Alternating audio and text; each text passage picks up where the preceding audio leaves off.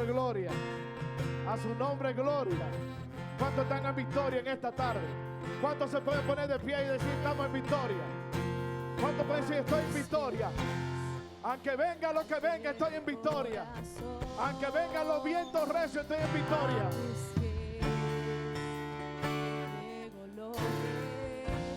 Aleluya.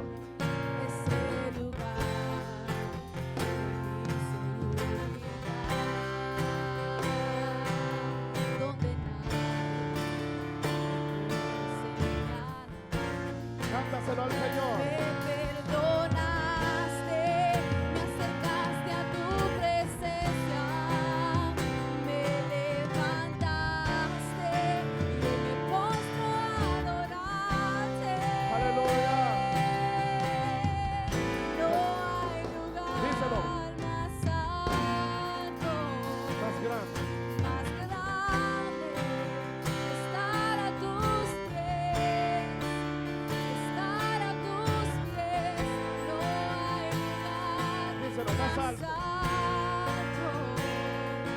más grande. Estar a tus pies, estar a tus pies. Gloria a Dios. A tus pies, Sí, Señor. corazón, Aquí estamos, Dios, como dice tu palabra. a tus pies. Entrar por tu puerta con acción de gracia y por sus atrios con alabanza.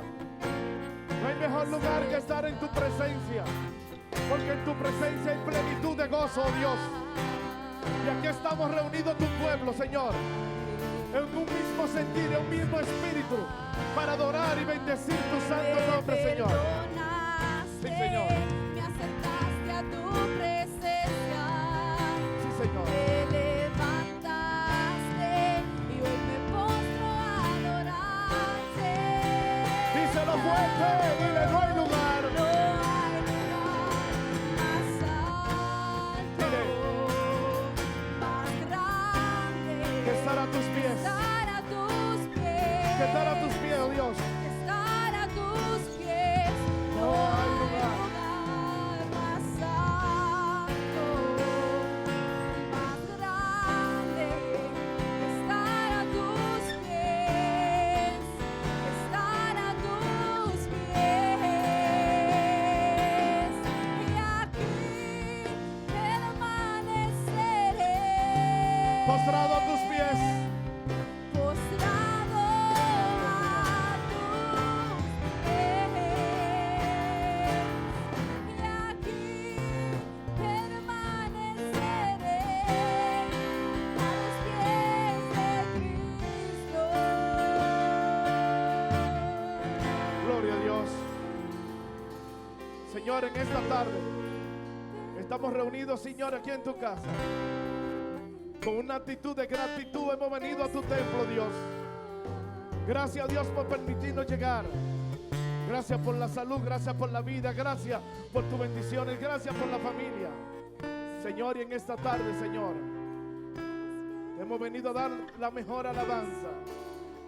Hemos venido, Señor, a tu templo, Dios, a adorarte, a bendecirte. Porque con ese propósito hemos entrado a este lugar, oh Dios. Porque somos agradecidos por lo que tú has hecho en nosotros y sigue haciendo en nuestras vidas, Señor. Que podemos levantarnos y abrir nuestros ojos y glorificar tu nombre, oh Dios. Solo el hecho de estar aquí presentes somos más que vencedores. Solo el único hecho de estar aquí adorando tu nombre podemos decir que estamos en victoria. ¿Cuántos están en victoria en este día, en esta tarde? Dios es bueno y para siempre es su misericordia y su verdad. Gracias, Señor, en esta tarde te adoramos y bendecimos tu nombre. Quédese así mismo de pie, tome su Biblia y me busca Primera de Corintios capítulo 11. Primera de Corintios capítulo 11. Este servicio es dirigido por el Departamento de Educación Cristiana.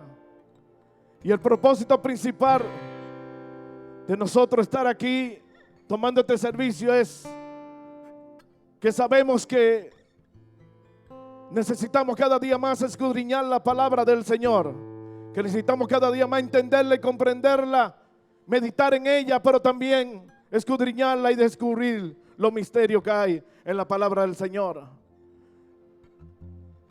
En estos tiempos escasea la palabra del Señor, porque cuando hablamos de la palabra del Señor hay muchos que no quieren sino que le hablen de prosperidad y que Dios bendice y que Dios da. Pero qué mejor alimento es la palabra del Señor, que es pan para nuestras vidas. Libro 1 de Corintios capítulo 11. Y vamos a hablar de un tema que muchas veces lo conocemos, pero muchas veces no entendemos el propósito por el cual se habla de la cena del Señor. Y el propósito principal en esta tarde es que entendamos que la cena del Señor es honra a Dios, que en la cena del Señor se honra a Dios y que en ella tenemos que tener mucho cuidado cuando la tomamos. La cena del Señor no es un ritual, la cena del Señor no es algo inventado por el hombre. La cena del Señor no es algo que se inventó porque yo me la creé. La cena del Señor fue instituida por nuestro Señor y Salvador Jesucristo antes de ser crucificado, antes de ser llevado a la cruz del Calvario. Y debemos entender que la cena del Señor es algo que tenemos que honrar y respetar de todo corazón. La cena del Señor no es para perdón de pecado. Yo no sé si usted puede ver aquí donde nosotros cuando vamos a dar la cena del Señor traemos aquí pan y vino. Pero en esta tarde vamos a entender qué quiere representar el pan y qué quiere representar el vino, pero también qué representa la cena del Señor. La cena del Señor es para haber comunión dentro de los hermanos. Cuando hablamos de la cena del Señor es conmemorando el sacrificio de Cristo en la cruz del Calvario. Cuando hablamos de la cena del Señor estamos proclamando la muerte de nuestro Señor y Salvador Jesucristo. Pero también cuando hablamos de la cena del Señor estamos proclamando la venida del Hijo del Hombre. ¿Cuántos están esperando a Cristo?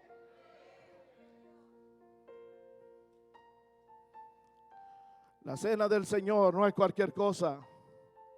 Romanos capítulo 1, 1 de Corintios capítulo 11, verso 23 al 26. Y la palabra del Señor se lee en el nombre del Padre, del Hijo y del Espíritu Santo. Y la iglesia dice, amén. Porque yo recibí del Señor lo que también os he enseñado, que el Señor Jesús, la noche que fue entregado, tomó pan y habiendo dado gracia, lo partió y dijo, tomad, comed, este es mi cuerpo que por vosotros es partido. Haced esto en memoria de mí. Verso 25 dice, asimismo tomó también la copa después de haber cenado, diciendo, esta copa es el nuevo pacto. ¿Cuánto está en ese nuevo pacto en estos tiempos? ¿Cuánto dan gracias a Dios por ese nuevo pacto?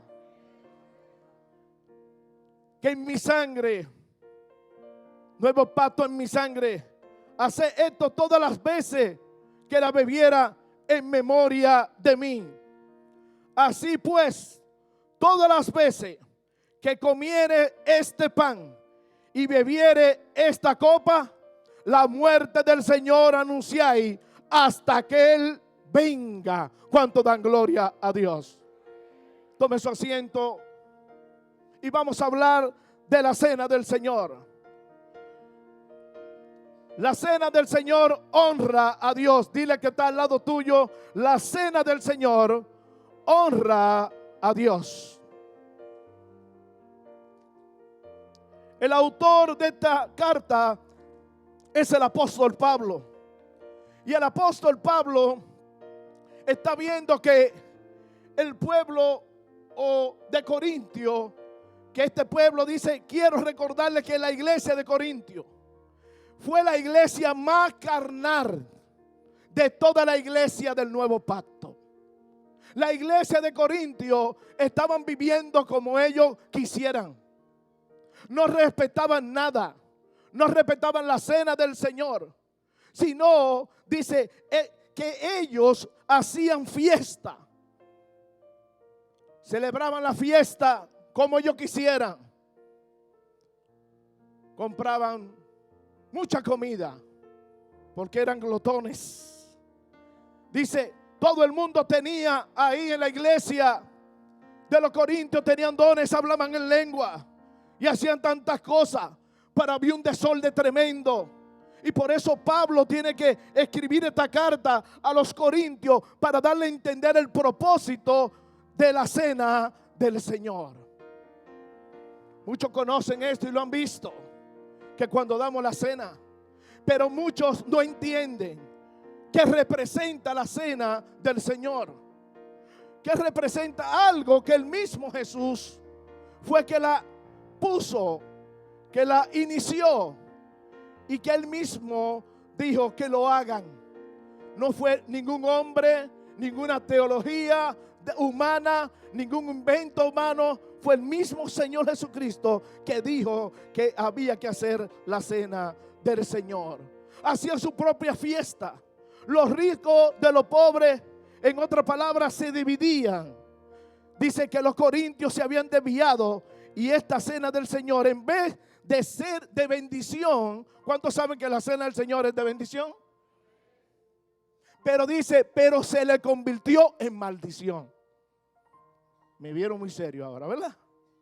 La cena del Señor, de la manera que nosotros la tomamos, de la manera que nosotros la honramos, puede ser de bendición para tu vida, pero también puede ser de maldición para tu vida. Por eso que el apóstol Pablo está viendo un desorden que hay en esta iglesia de los corintios, en lo cual tomaban la cena del Señor como una fiesta cualquiera y dejaron de hacer lo que es correcto. Y muchas veces creemos que estamos haciendo lo correcto, pero delante de Dios no estamos correctos. Entonces, ¿qué sucede? Sucede algo que está pasando en la iglesia de los corintios, por la cual la cena del Señor se le había convertido en maldición. Porque estaban cometiendo 4 abusos principales. El primer abuso que estaban haciendo en este pueblo de los corintios era que estaban haciendo divisiones. Diga conmigo, aquí en la puerta estrecha no hay divisiones. Estaban haciendo divisiones y en el verso 18 dice lo siguiente. De 1 Corintios 11, verso 18 dice, pues en primer lugar, cuando os reuní como iglesia, oí que hay entre vosotros divisiones y en parte yo lo creo. La primera cosa que estaban haciendo mal el pueblo de los corintios es que estaban haciendo divisiones dentro de la iglesia. Y nosotros no podemos hacer divisiones dentro de la iglesia porque es muy peligroso. Tenemos que tener mucho cuidado con eso, ya que la cena del Señor habla que es la unidad del creyente. Hay primer punto, dice que la cena del Señor representa la unidad entre los creyentes. ¿Cuántos aquí estamos unidos? Dentro de la iglesia del Señor debe haber una armonía. Diga conmigo, armonía y no armonía. En otra palabra, nosotros tenemos que tener una vida tenemos que ser una persona unida. Debemos tener compañerismo. Tu dolor es mi dolor, tu bendición es mi bendición. Es decir, que debe de haber una comunión entre los salvos, entre los creyentes. Pero esta gente estaban haciendo lo contrario, estaban haciendo divisiones. Dice, porque es preciso que entre vosotros haya disensiones para que se haga manifiesto entre vosotros lo que son aprobados. En otras palabras, usted y yo no somos parte de la división. Diga conmigo, somos parte de la multiplicación. Y cuando hay división, y donde hay división no hay bendición. Donde hay división no hay prosperidad. Donde no hay división no hay nada. Lo que hay nomás es problema. Entonces ese era uno de los primeros problemas que tenía la iglesia de los corintios, que ellos andaban en división. Efesios 4:3 dice, solícito en guardar la unidad del espíritu y el vínculo de la paz. Nosotros somos responsables de mantenernos en unidad. Esta iglesia estaba haciendo divisiones. Estaban dividiendo. Yo pertenezco a los blanquitos y tú perteneces a los negritos y yo a los gorditos y el otro ya. No. ¿Cuántos son un pueblo en Cristo Jesús? Somos un pueblo, no importa la nación, que usted sea de Cristo Rey, de Santo Domingo, de México, de Guatemala, de México. De Honduras, El Salvador, no importa de qué usted país sea, lo más importante es que en Cristo somos uno. ¿Cuántos dicen amén? No puede haber divisiones en el pueblo del Señor. Y Pablo está siendo radical con ellos. Y le está diciendo, ustedes no pueden celebrar la cena del Señor con divisiones. No se puede. Y no funciona de esa manera. El segundo punto que ellos estaban haciendo, estaban engañados. Primera de Corintios 11:20 dice lo siguiente: cuando pues os reuní vosotros, esto no es comer la cena del Señor. Es decir, en otra palabra, cuando ustedes se reúnen, esto no es solamente la cena del Señor cuando nos reunimos. Ellos se reunían y creían que estaban haciendo la cena del Señor, pero había un grupo por este lado, había otro grupo por este lado y había divisiones entre ellos. Entonces ellos estaban siendo engañados ellos mismos, creyendo que estaban haciendo lo correcto y que estaban haciendo la Santa Cena. Pero la Santa Cena del Señor no es así. Y esa es una de las cosas que vemos muchas veces, que somos engañados creyendo que estamos haciendo lo correcto, porque la misma palabra del Señor es la que nos confronta a nosotros. Usted ve gente que están caminando, que no están caminando correcto, y usted viene y le habla basado a lo que dice la palabra del Señor, basado a lo que dice la Escritura, y usted le dice, mira, la Biblia dice que eso no es así. Dice la palabra del Señor que el reino de los cielos sufre violencia y que solamente los violentos lo arrebatan. ¿Cuál violencia? Cuando te dicen que de esta manera y tú dices, no, yo no voy con eso, yo hago violencia, porque si la Biblia dice que es pecado, yo no lo voy a hacer. Eso es violencia. Cuando usted le dice que no a lo que corrompe la iglesia del Señor.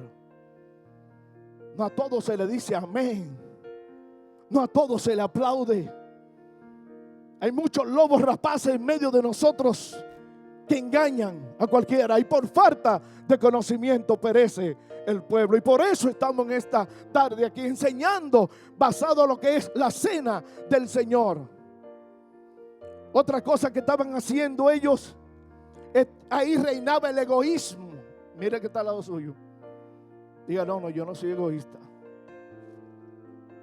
Reinaba el egoísmo.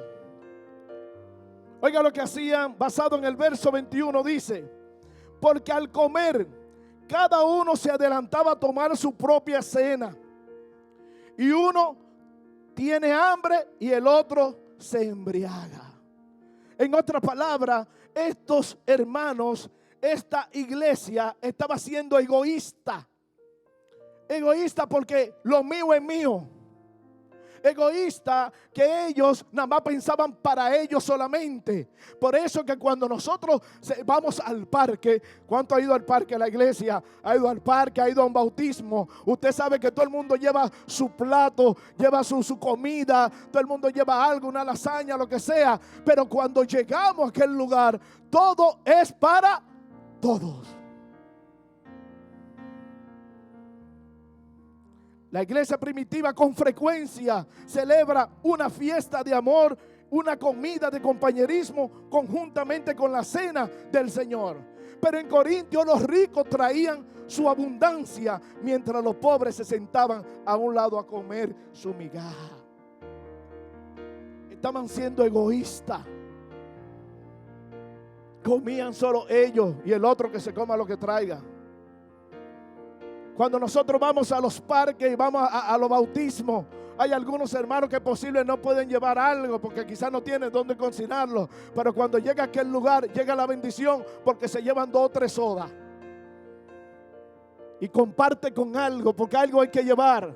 Algo que compartir, porque debe haber un compañerismo, debe haber una comunión entre nosotros. Pero estos hacían excepciones, eran egoístas. Dice que se iban los ricos para un lado y el pobre para el otro.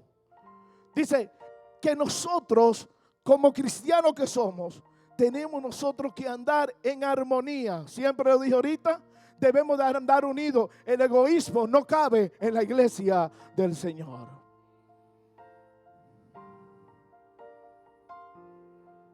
El egoísmo es pecado. El egoísmo no edifica. Padre, Señor, no me dé mucho para no apartarme de ti. Señor, no me dé poco para no maldecirte. Señor, dame lo que yo necesite. ¿Cuántos quieren aquí lo que usted necesita? ¿Cuántos dicen, Señor, dame lo que yo necesito? Hay gente que cuando, ya usted sabe, le dan una abundancia, le sacan los wipers a la iglesia y no aparece más hasta que le pasa un accidente y pierde todos los cuartos y vuelve para atrás otra vez, como si esto fuera un banco. A Dios hay que armarlo sin y con. Amén. Posiblemente tú no tienes el carro, ni la jipeta, ni la casa que la gente quiere que tú tienes, pero lo más importante es que si tú tienes a Jesucristo, tú lo posees todo y nada te va a faltar. No debe haber egoísmo, que el otro prospere, gloria a Dios. Que fulano se compró una casa, gloria a Dios. Que fulano compra, gloria a Dios. Yo me gozo con el que se goza, yo lloro con el que llora, pero el egoísmo para un lado. Esta gente tomando cena con un egoísmo, con envidia en el corazón.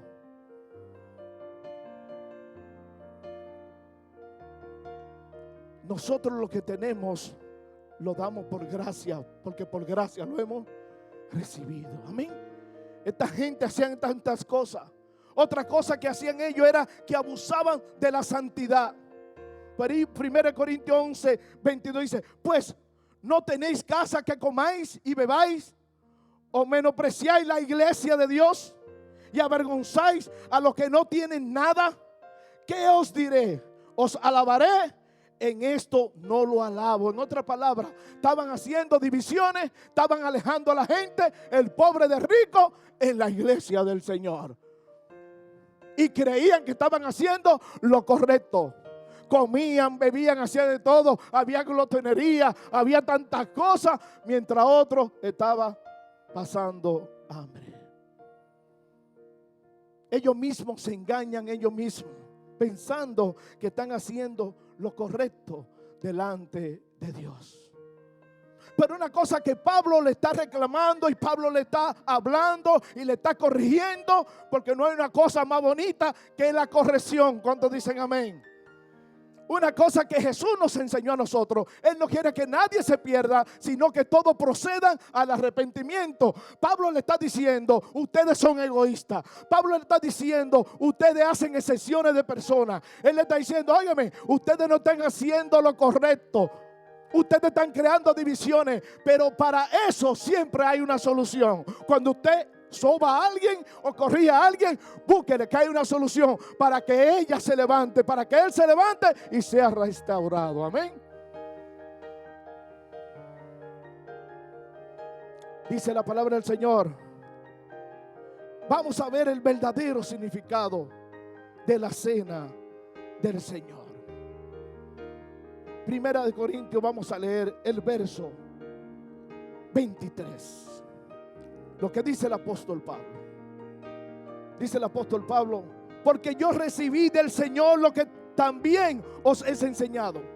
Que el Señor Jesús, la noche que fue entregado, tomó ¿qué? Pan.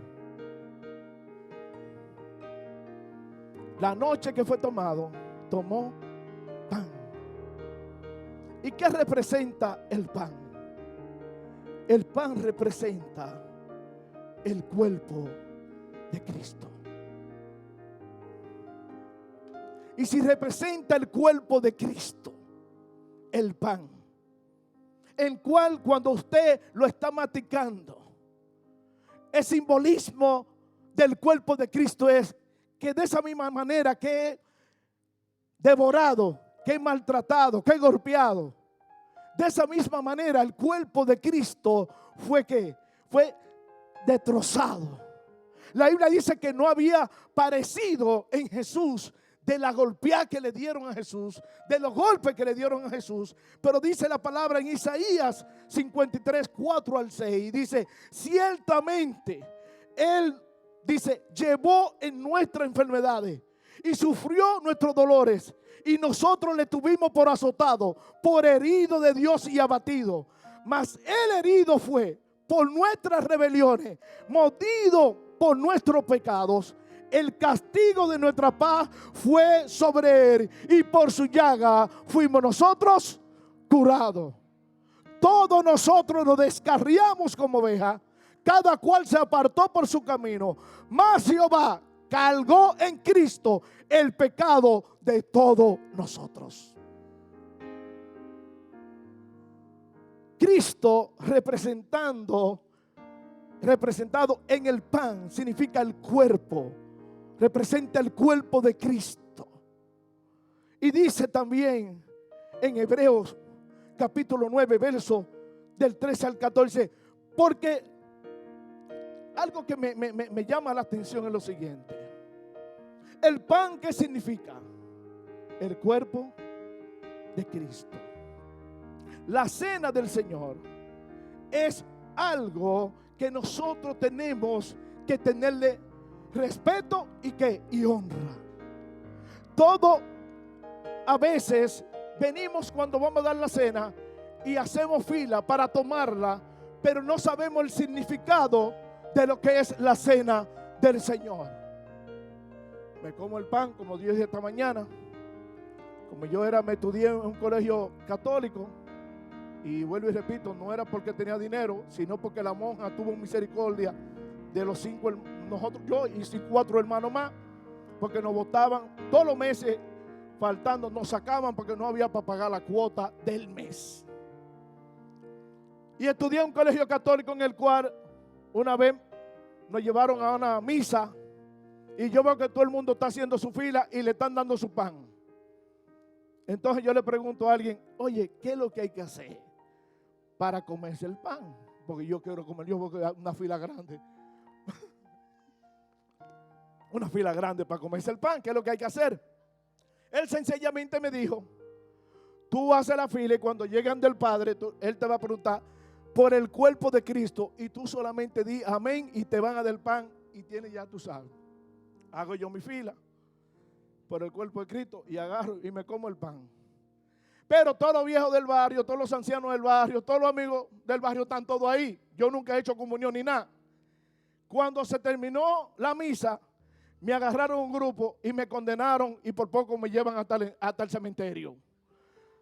Me dijeron: ¿tú sabes lo que tú has hecho? Digo: ¿y qué fue lo que yo te dije? No, usted comió ese pan y ese pan usted se va a morir. Usted pecó, usted aquello. Y yo frustrado, que qué es lo que hay que hacer. Frustrado. Porque no sabía el significado del pan. ¿Dios me perdonó o no me perdonó? ¿Por qué Él me perdonó? Porque yo no tenía conocimiento de lo que estaba haciendo. Pero en esta tarde usted va a emprender el conocimiento de la cena del Señor, y de ahora en adelante no hay excusa. De ahora en adelante nuestra preocupación como maestro Figueroa, el hermano Acevedo, el hermana Vilma, es de nosotros instruir a la iglesia a que entiendan el significado de la cena del Señor. Entonces, si representa el cuerpo de Cristo, si eso representa el cuerpo de Cristo, entonces antes de yo tomar ese pan, yo tengo que entender qué es lo que estoy haciendo y qué representa ese pan. Verso 25. Vamos a hacer algo aquí. Dice el 25: asimismo tomó también la copa después de haber cenado, diciendo: esta copa es el nuevo pacto. Ya no tenemos que sacrificar animales. Ya no tenemos que rociar sangre, ni ceniza, ni nada de eso en un altar. Porque el mismo Jesús nos está enseñando que su sangre es del nuevo pacto. y que a través de ella ya vamos a tener un pacto nuevo. ¿Cuántos están viviendo en ese pacto nuevo? Que ya no tenemos que hacer sacrificio. Y dice, después de él haber cenado, dice lo siguiente en Hebreos 9:13, 14, dice, porque si la sangre de los toros y de los machos cabridos y la ceniza de la becerra rociada a lo inmundo santifican para la purificación de la carne, cuánto más la sangre de Cristo, el cual mediante el Espíritu Eterno se ofreció a sí mismo sin mancha a Dios, limpiará vuestra conciencia de obras muertas para que sirváis al Dios vivo. ¿Cuánto glorifican al Señor? La sangre de Cristo nos limpia de todo pecado. Y dice el mismo verso, dice, del nuevo pacto, en mi sangre, hace esto todas las veces que la bebiera en mi nombre. Es decir, que nosotros tenemos que entender que la sangre de Cristo es suficiente y que el pacto tenía un carácter de perdonar nuestros pecados. Aunque tus pecados sean como en rojo encarnecí, vendrán a ser como blanca lana. En otra palabra, la sangre de Cristo, oiga lo que dice Jeremías, dice así, dice, he aquí que viene el día, dice Jehová, en los cuales haré nuevo pacto con la casa de Israel y con la casa de Judá, no como el pacto que hice con sus padres en el día que tomé su mano para sacarlo de la tierra de Egipto, porque ellos invalieron mi pacto, aunque fui yo un marido para ellos, dice Jehová. Pero este es el pacto que haré con la casa de Israel después de aquellos días, dice Jehová. Daré mi ley en su mente y la escribiré en su corazón, y yo seré a ellos por Dios y ellos me serán por pueblo. Y no se enseñará más ninguno a su prójimo, ni ninguno a su hermano, diciendo, conoce a Jehová, porque todos me conocerán. ¿Cuánto dice amén? Porque todos me conocerán, desde el más pequeño hasta el más grande, dice Jehová, porque perdonaré la maldad de ellos y no me acordaré más de sus pecados. El cuerpo de Cristo es representado por el pan, y el vino representa que la sangre de Cristo. Ahora, verso 27. Dice, de manera que cualquiera, aquí viene lo fuerte, de manera que cualquiera que comiere este pan o bebiere de esta copa del Señor indignamente, será culpado del cuerpo y de la sangre del Señor. Cuando habla ahí que todo aquel que come y bebe indignamente del pan y del vino tiene problema y dificultad. Cuando habla de digno, porque nosotros no somos dignos, porque si fuera por digno, imagínate qué va a pasar.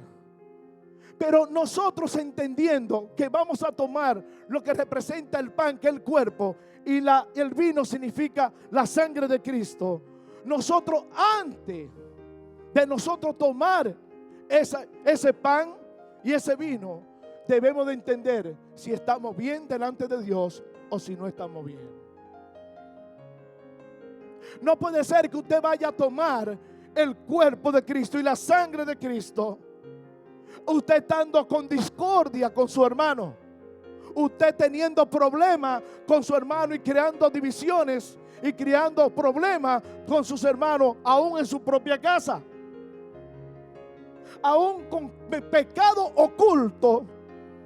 Porque una de las cosas es que siempre vemos, y siempre hay uno por ahí, paparazzi, como se llama, cuando se dice vamos a dar la cena del Señor, ahí comenzamos a ver quién la está tomando y quién no.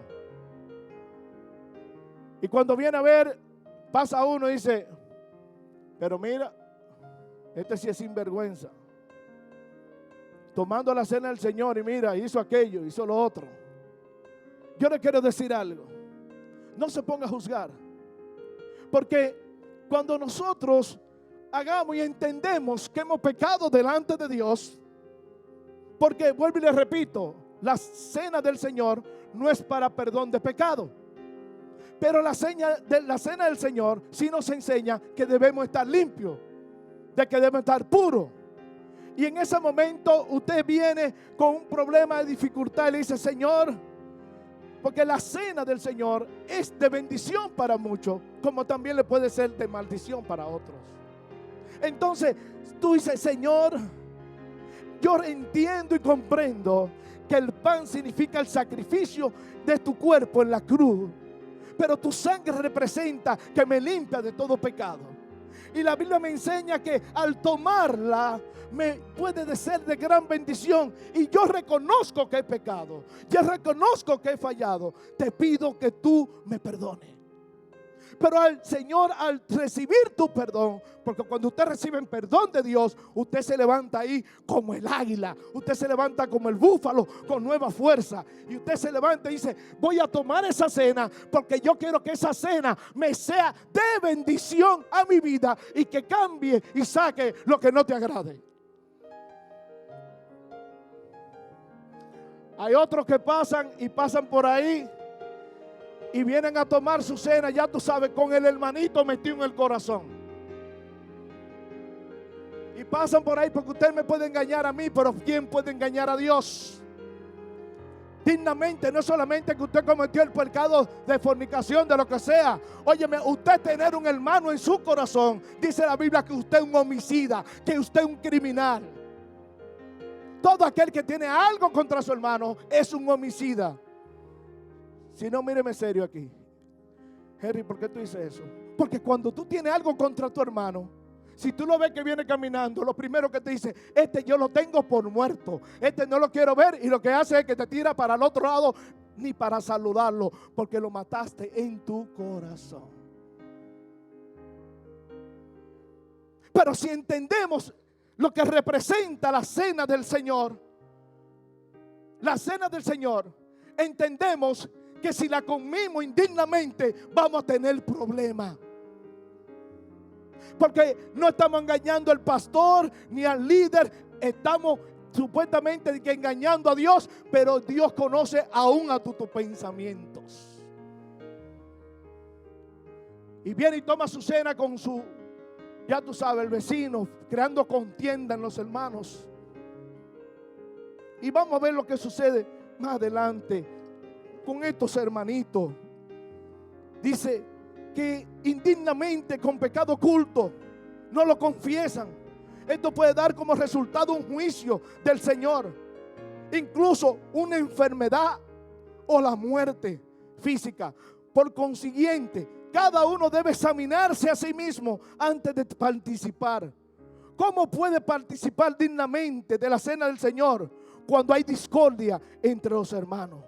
Participar en ella de manera digna es atribuir a la acción de Cristo todo su valor, acudir a su, confiando plenamente en su perdón, misericordia y poder para restaurar y fortalecer y sanarte de todo pecado.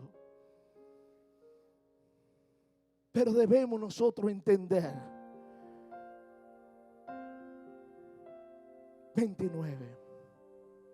28, perdón. Dice: por tanto, pruébese cada uno a sí mismo y coma así del pan y beba de la copa. Pruébese ¿a qué? A sí mismo. Analícese a sí mismo. Porque la cena del Señor es importante celebrarla cada vez que podamos hacerlo, sabiendo que estamos representando el cuerpo de Cristo por el pan y el vino representa la sangre de Él. Entonces debemos de analizarlo. ¿Quién? Yo tengo que analizarme. Yo tengo que mirar por dentro cómo estoy. Si soy digno de tomar la cena del Señor. Esto no es un ritual para que usted venga y pase. No, no. Es que usted ahora entienda cuál es el propósito de la cena del Señor. La cena del Señor honra a Dios. No es cualquier cosa. No es porque usted viene aquí. No, no. Entienda lo que usted está haciendo, para que no se lleve un juicio para su vida. Y no estoy aquí para condenar, sino que estamos nosotros enseñando de la manera que nosotros debemos tomar la cena.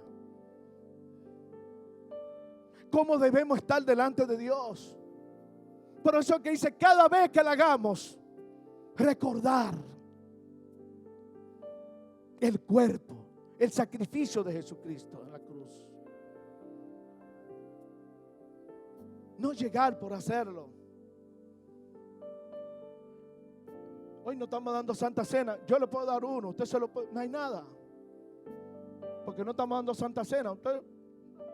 Ahora, cuando estamos aquí representando la cena del Señor, que estamos dando esto y el pan, esto representa el cuerpo y la sangre de Cristo. En el momento que estamos celebrando ese acto, esto representa el cuerpo y la sangre de Cristo. Esto no es un relajo. Y le voy a decir por qué es un relajo. No es relajo, o no es un juego. Dice, el cuerpo del Señor puede referirse al cuerpo físico de Jesús, como el cuerpo espiritual de Cristo. Pero de la manera que abusaban de la cena del Señor, eso causa juicio. Dile al que está al lado tuyo, causa juicio. Verso 29, ¿qué dice? Porque el que come y bebe, ¿verdad?, indignamente, sin discernir el cuerpo del Señor, juicio come para sí.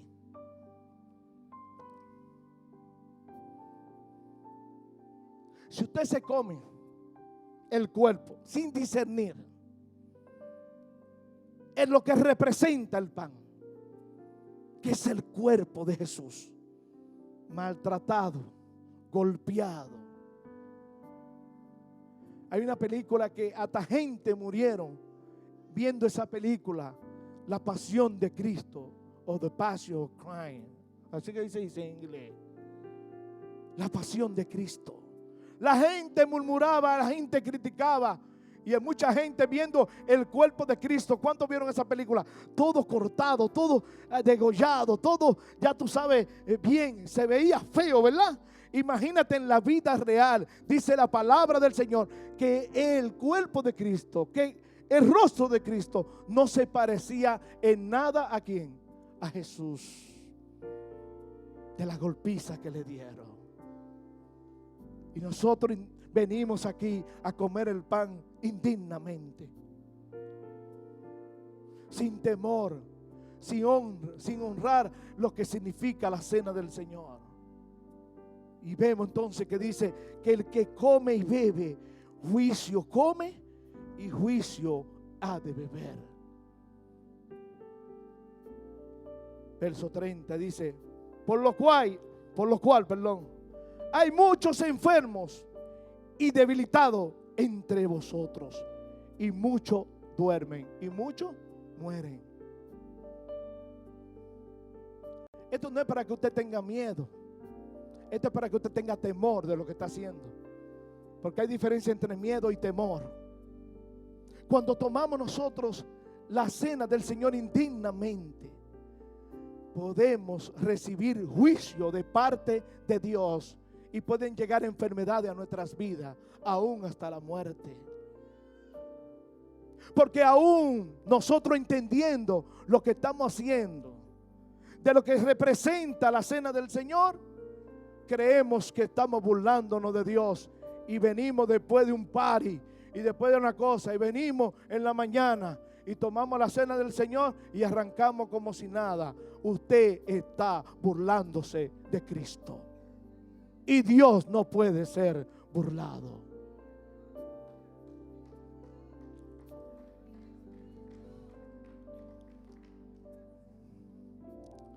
Algunos creyentes de Corintio, al no acercarse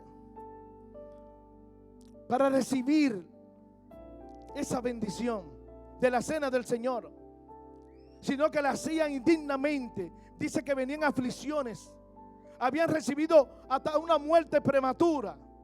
Dios permitió que le vinieran enfermedades e incluso la muerte a esas personas. La iglesia de Corintios, dividido porque participaban de la cena del Señor indignamente, estas personas recibieron su juicio, que fueron enfermedades, y muchos de ellos murieron. La razón por la cual estamos hablando de la cena del Señor es que cuando la vayamos a tomar, tengamos conciencia de lo que estamos haciendo, de que lo que estamos haciendo es algo que le agrada a Dios, porque su Hijo Jesucristo fue quien la estableció. Y que cada día que nosotros podamos recibir la cena del Señor, entendamos que Él es fiel y justo, y que Él nos perdona de todo pecado si venimos rendidos delante de Él. Él es fiel y justo para perdonar. No quiere decir que usted venga aquí y quizá venga una aflicción o cualquier cosa y estemos dando la cena del Señor. Usted dice, no la puedo tomar. Tú la puedes tomar siempre y cuando te rinda a los pies de Él y le diga, Señor, perdóname, cámbiame, transfórmame, restáurame. Y yo sé que Dios ha de bendecirte, porque la cena del Señor es bendición. Ahora, ¿quiénes pueden tomar la cena del Señor? Es una pregunta que nos hacemos. ¿Quiénes pueden tomar la cena del Señor? Primero, solo aquellos que creen en Cristo deben participar de ella. Todo aquel que recibió a Cristo como su Salvador puede participar de la cena del Señor, porque usted no va a tomar algo que usted no conoce. Para tomar la cena del Señor debe entender que Jesucristo murió en la cruz del Calvario para darte vida y vida en abundancia. Lo primero que tienes que hacer es reconocer que Cristo es tu Señor. Segundo, solo aquellos que han recibido que han sido bautizados deben participar de la cena del Señor. Porque esto se debe a que el bautismo es claramente un símbolo de iniciar una vida cristiana. Cuando nos bautizamos es un símbolo de iniciar una vida cristiana. Mientras la cena del Señor es claramente un símbolo para mantenerse en la vida cristiana. Es decir, cuando nos bautizamos iniciamos una vida nueva. ¿Cuántos iniciaron una vida nueva cuando fueron bautizados? Que metieron en el agua y dijeron, el viejo hombre se enterró, ahora salió el nuevo Henry, ahora la nueva María, y somos ahora nueva criatura. Iniciamos una vida nueva. Ahora, cuando hacemos lo que representa la cena del Señor, nos damos cuenta que nosotros debemos tener en mente que nosotros debemos vivir una vida de continuo, una vida en santidad, una vida que le agrade a Dios todos los días, porque ¿sabe una cosa? Cristo viene pronto. ¿Cuántos lo dicen amén? Pero usted no sabe ni el día ni la hora en que ha de venir. Nosotros debemos vivir cada día como si la venida del Señor fuera ¿cuándo? Hoy. Tenemos que volver a hacer esta cena del Señor con reverencia, con honra. Y para concluir quiero decirle algo. Que la cena del Señor, nosotros damos 3 miradas en la cena del Señor. La primera mirada que nosotros hacemos en la cena del Señor es que nos miramos por dentro. Cuando vamos a hacer la cena del Señor, lo primero que uno hace, si tiene temor de Dios, lo primero que uno hace es que uno se hace un autoanálisis por dentro. Uno se mira por dentro y dice, ¿soy digno o no? Nos miramos por dentro. Y si hay algo como que hay un hermanito que tengo una cosita con él, si digo, espérate, esto está aquí molestando, déjame ir a abrazar a mi hermano y decirle, perdóname, porque hay bendición en perdonar, pero también hay bendición en pedir perdón.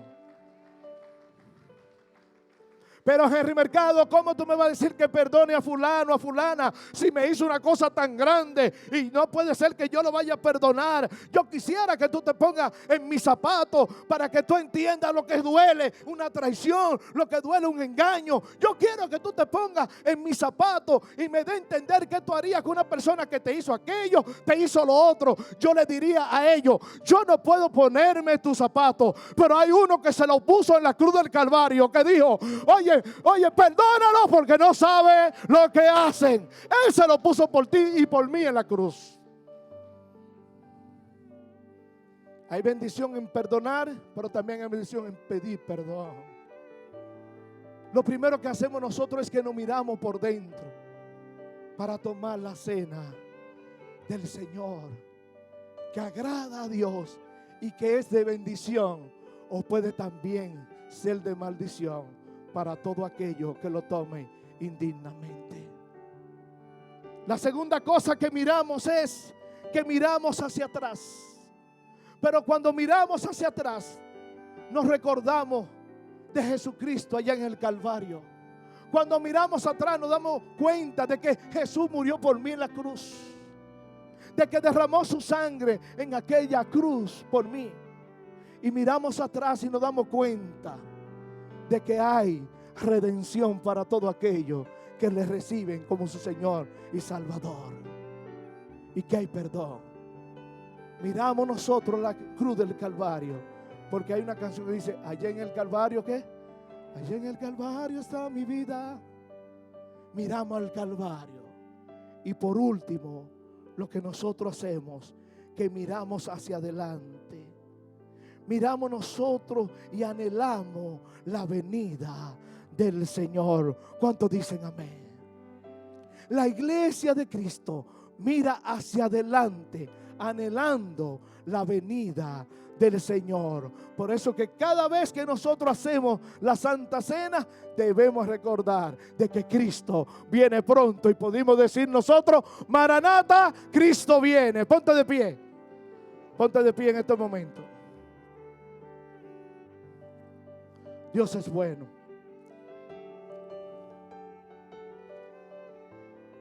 Gloria a Dios. Bendito sea el nombre de Jesús. La cena del Señor honra a Dios. Y si hay alguien aquí,